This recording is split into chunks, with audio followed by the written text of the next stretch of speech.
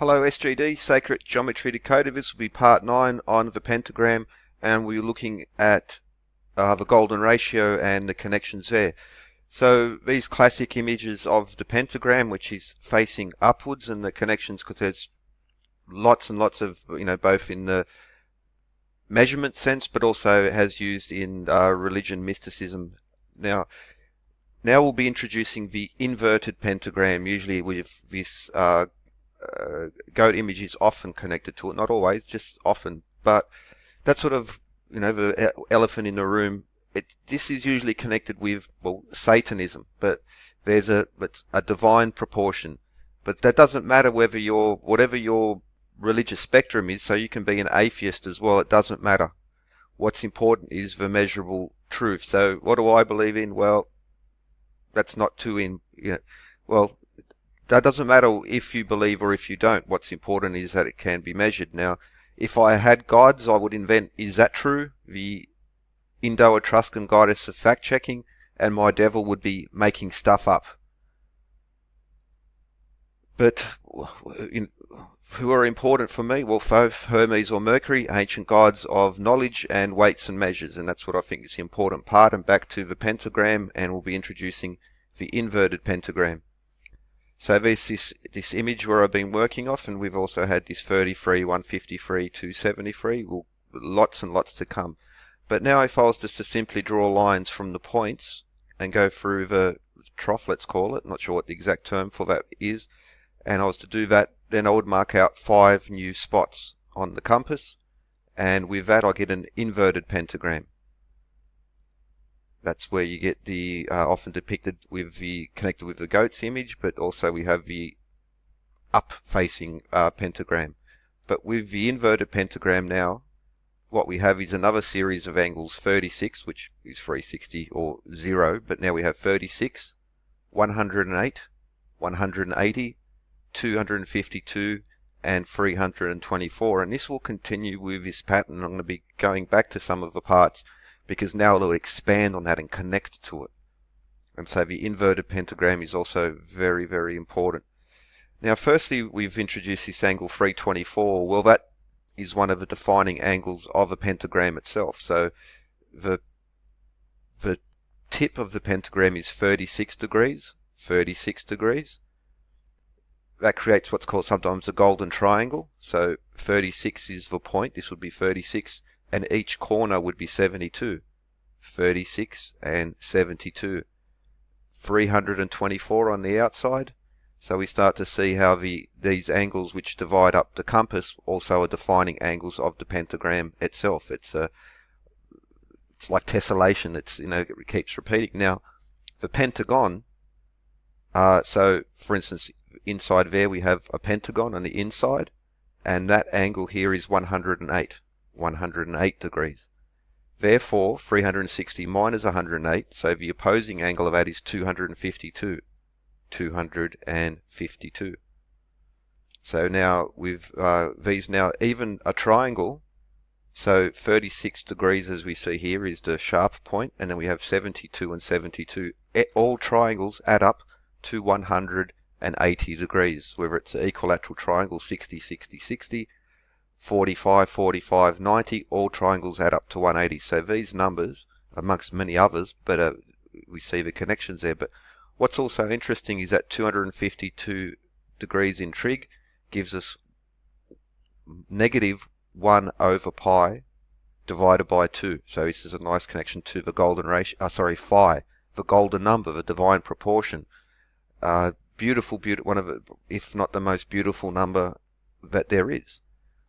Now also, so sticking with the pentagram or pentagon, so the interior angle of a pentagon is 108. The heart angle, which divides each of the points, is 72. Therefore, the opposing angle is 288. So, sticking with now with phi, the golden number, the divine proportion, many other names for it, but it's very, very important. Now, sticking with trig, so for instance, 108 degrees, cos and sine, golden number appears. 72 degrees, again, one of the defining numbers of pentagons and pentagrams is phi over 2 in cosine.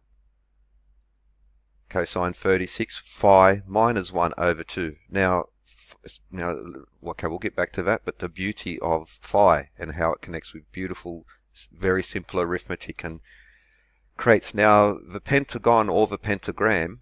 So you have what is phi 1.618033987 ... goes on forever. Now you can calculate it easily on your calculator. The square root of 5 plus 1 divided by 2 gives you the golden number. So even that square root of 5, lovely stuff, plus 1 over 2. As over 2 minus 1 and also over 2 and anyway, we'll get to that in a second, the beautiful perfect math of it. Now technically you can't write this because this number goes on forever and ever.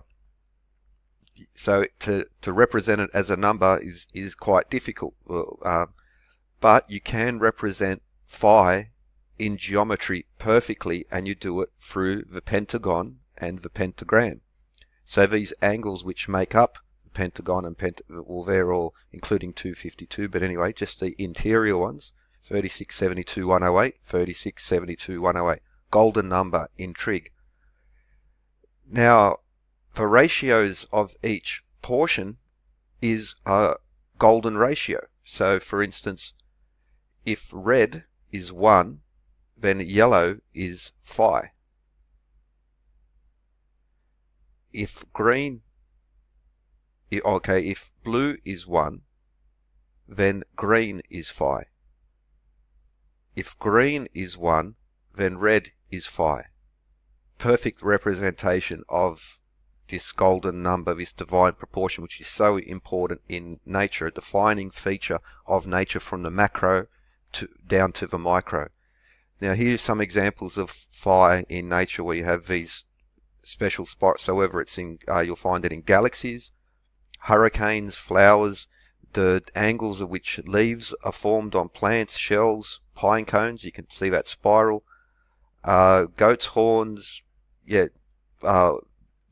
cactus. It's now the best way, the most easiest way to do it is with the Fibonacci numbers. Now that's Fibonacci numbers will reduce down. The more you expand the Fibonacci series, the closer and closer you get to the golden number.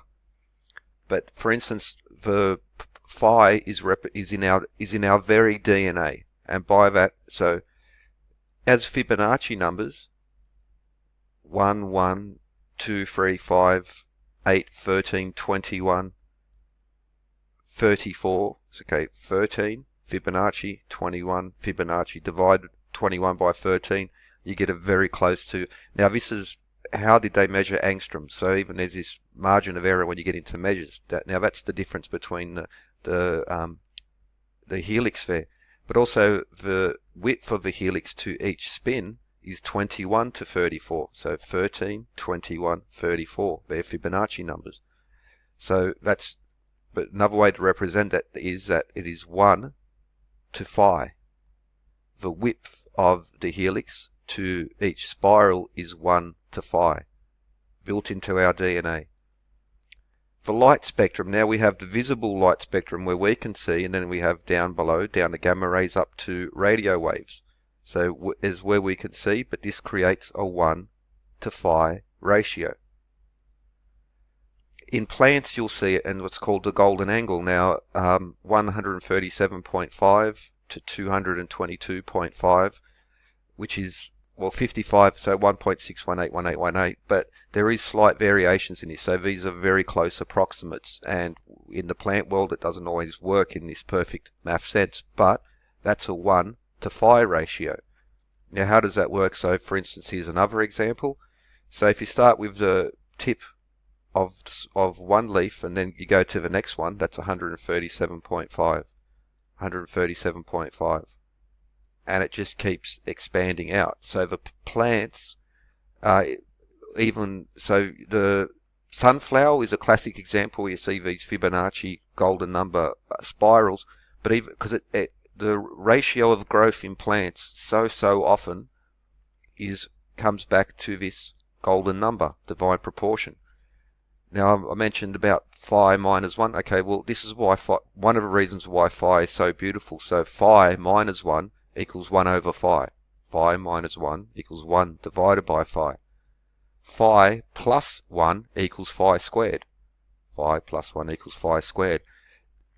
Okay, now this goes on infinitely through the dimensions. So for instance, 2 phi plus 1 equals phi cubed. 2 minus 1 plus 1 divided by, as we saw with those cosine, this only happens with phi. This is the only, and this just happens to be the ratio of growth in plants and the spirals in massive storms and galaxies and light and our DNA and shells and horns and, well, again, the sunflower spiral, which has this growth rate of phi in all over nature, from the microscopic to the macroscopic. And the best representation of phi, the golden number, and his perfect number, is through not just geometrically the pentagram, but also the angles in there, which connect back to trig and the math. Measurable, tangible stuff, which is also repeated in nature. So why is it so important in religion and mysticism, the pentagram? Well, what could be more deserving of this interest? And that's the pentagram, whether it's inverted, the measure systems, and okay, it just happens to be freezing, but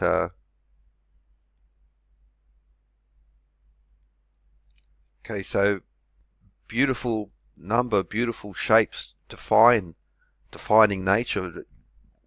So why is the pentagrams connected with, usually spooky, evil stuff? Well, if you go for that, well, I'd say definitely not, because this is actually, as what I call it, the divine proportion. It is built into nature. It's built into creation, if you want to put it that way. And from the macro to the micro. So unless the devil made the universe, therefore he would be God, would he not? So, or God made the universe, and the divine architect, great architect, and what he's done with the geometry is put this into nature. He's put it into the geometry. He's put it into the math. And this is why the pentagram, amongst now all the shapes, there's lovely connections with all the geometry, but the pentagram stands special, very, very, very special amongst all of this. And through these ancient systems of 360 degrees, this is what emerges from it, and trig, and it's built into nature.